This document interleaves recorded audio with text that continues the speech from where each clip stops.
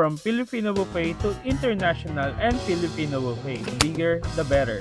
Yes, tama nga kayo nang narinig dahil this is the third time na nakapag-vlog kami sa Pawid. But now, it's different nga kasi we are invited sa kanilang grand opening dahil they already upgraded for almost a year that they are operating. Dahil ang dating Pawid Filipino buffet ay upgraded na to Pawid Unlimited Filipino and International Buffet. For today's video mga baks ay dumayo kami sa di kalayuan at dito yan sa Anabu, Imus, Cavite. At ang dinayungan namin ngayon ay ang Pawid Unlimited Filipino and International Buffet. Sounds familiar ba mga baks? Oo, dahil nga this is the third time na nakabisit at nakapag-vlog sa kanila, but the difference is nakalipat na sila sa mas pinaganda at mas pinalaking pwesto at nagsaserve na nga sila not only Filipino cuisine but they are also serving now international cuisine. Sobrang dali nga makita nitong Pawid dahil along Aguinaldo Highway lang siya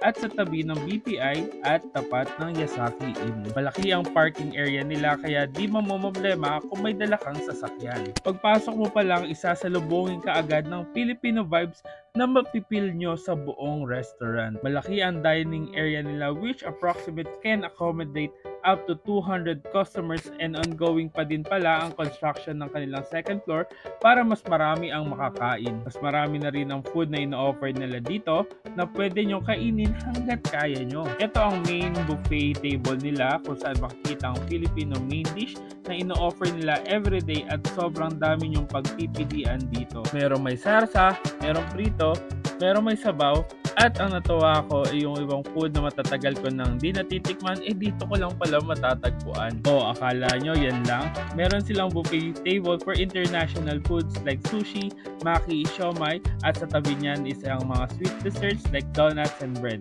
May buffet table din sila kung saan makikita ang pasta, fried rice, at meron din naman silang shabu-shabu. Sa kabila naman ang salads, fruits, and seafoods. Meron din silang candies and chocolates na for sure may enjoy kung may mga bata kayong kasama. At syempre, di naman makukumpleto ang pagkain nyo kung puro pambara lang.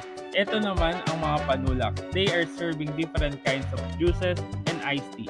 At meron din silang coffee at syempre di nawala sa kanila ang lambanog na alam natin sobrang nakaka-Pinoy. At dahil naikot na natin itong kanilang restaurant, tayo ay magsimula ng kumain. Sobrang panalo talaga ng mga pagkain dito at walang pinagbago.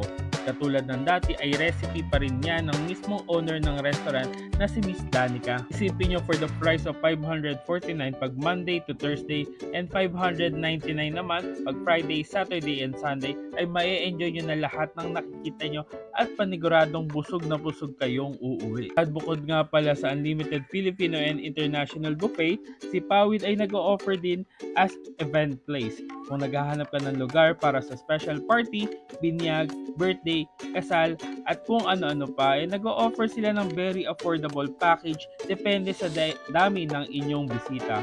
You can choose din from the foods na isa-serve nila. Kaya ano pang iniintay nyo?